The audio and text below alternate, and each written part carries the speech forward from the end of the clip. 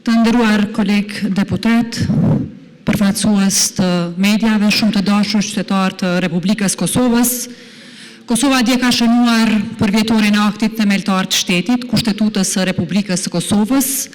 dhe krahas urimeve cilat i kemi dëgjuar dje, natyrisht duhet flasim edhe për përgjegjësinë e munguar të institucioneve që ta respektojnë aktin themeltar të shtetit Kosovës, i cili shumë herë është cënuar në këtë vend. Ndërkohë që çështja e cilën do ta ngris sot po ashtu lidhet me respektimin e këtij akti. Pra, dua të them të nderuar koleg deputet që dje është përmbyllur afati 6 dhjetor për fillim të mandatit të anëtarëve të rinj të Komisionit Qendror Zgjedhor, afati i cili nuk është respektuar nga ish-presidentja e vendit Zonja Osmani, e cila nuk i ka ushtruar kompetencat e saj kushtetuese e ligjore përkundër vendimarrjes së shpejtë të kushtetutës lidhur me këtë situatë.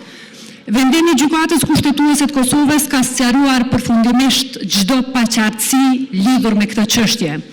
duke konfirmuar se përfaqësimi i Partisë Demokratike të Kosovës me 2 anëtar në Komisionin Qendror Zgjedhor është një drejtë kushtetuese dhe asesi nuk është çështje e interpretimit politik. Pra, asesi kjo çështje nuk mund të jetë çështje e interpretimit politik. Kjo nga se përbërja e Komisionit Qendror Zgjedhor nuk e reflekton proporcionalisht fuqinë politike dhe numrin e deputetëve.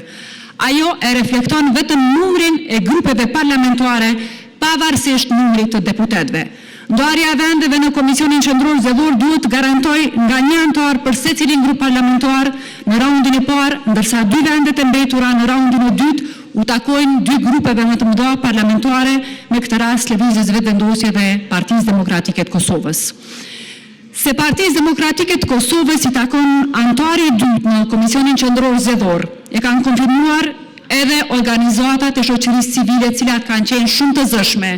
për të siguruar këtë të drejtë që na takon me legj dhe me kushtetut. Partia Demokratike e Kosovës me këtë rast kërkon nga ushtruesja e detyrës së presidentes, zonja Albulena Haxhiu,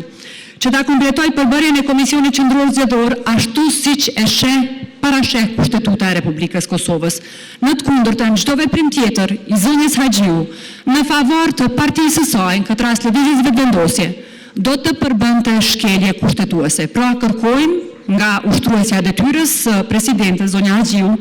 që të jetë e paanshme në vendimarrje dhe ta kryejë detyrën e saj me integritet plot në respektim të kushtetutshmërisë dhe në respektim të lishmërisë.